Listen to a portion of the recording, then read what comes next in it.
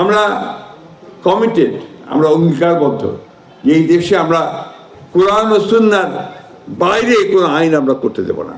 এটা আমাদের কমিটমেন্ট। এই কমিটমেন্ট আমরা সবসময় করে এসেছি।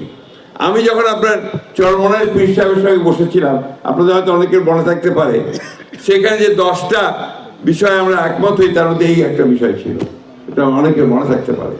সুতরাং এই কথা যারা ছড়ায়, অনেকেই আপনার একটা বিভ্রান্তি সৃষ্টি করার জন্য বলে আমরা নাকি কোরআন ও সুন্নাহর আইন চাই না। নাউজুবিল্লাহ। আমরা সবসময় কোরআন ও সুন্নাহর মধ্যেই আমরা থাকতে চাই। আমাদের বংশ সেটা, আমাদের রক্তের মধ্যে সেটা। আমরা গর্বিত যে আমি একজন মুসলমান। ইসলাম শান্তির ধর্ম, আমরা শান্তি চাই। আমরা চাই এই নির্বাচনের মধ্য দিয়ে শান্তি প্রতিষ্ঠিত হোক। আমরা চাই যে এই নির্বাচনের মধ্য দিয়ে একটা নতুন বাংলাদেশ গড়ে উঠুক, যেখানে আমি আমার ইবাদত শান্তিতে করতে পারবো, আমার ধর্ম চর্চা শান্তিতে করতে পারবো, এবং আমি আমার ভবিষ্যৎ বংশধরদের জন্য একটা সুন্দর ভবিষ্যৎ রচনা করতে পারবো। আমাদের সম্পর্কে অনেকে অনেক কথা বলে, ভুল বোঝানোর চেষ্টা করে, কিন্তু আমরা একটা কথা পরিষ্কার করে বলতে চাই যে আমরা এই দেশের 97% মানুষ আমরা মুসলমান। আমাদের ধর্মবোধ, আমাদের কৃষ্টি, আমাদের সংস্কৃতিকে রক্ষা করার জন্য আমরা এখানে সবচেয়ে বেশি ভূমিকা পালন করেছি। দেশ এখন একটা ক্রান্তিকাল মধ্যে পার হচ্ছে। বিভিন্ন রকম কথাবার্তা উঠছে, বিভ্রান্তি সৃষ্টি হচ্ছে, আন্দোলন হচ্ছে। আপনার কেন জানি না মনে হয় যে দেশকে অস্থির করে তোলার জন্য আবার কিছু সংখ্যক লোক পেছন থেকে কাজ করছে। এই নির্বাচন সেই জন্যই খুব গুরুত্বপূর্ণ। এই নির্বাচনকে ভাঙার চেষ্টা করা হচ্ছে, বঞ্চন করার চেষ্টা করা হচ্ছে, সেটা যেন করতে না পারে সেদিকে আপনাদেরকে খেয়াল রাখতে হবে।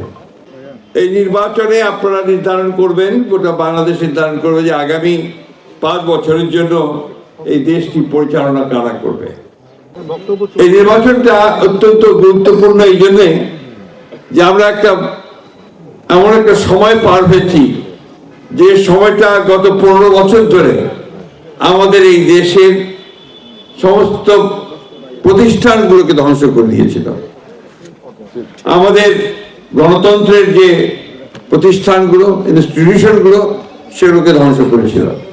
আমাদের অর্থনীতিকে ধ্বংস করেছে, এবং শুধুমাত্র কিছু সংখ্যক ব্যক্তিকে অতি ধনী করার লক্ষ্যে ব্যাংকগুলোকে লুটপাট করেছে, বিদেশে টাকা পাচার করে দিয়েছে, এবং সামগ্রিকভাবে গোটা দেশের মানুষকে তারা বঞ্চিত করেছে।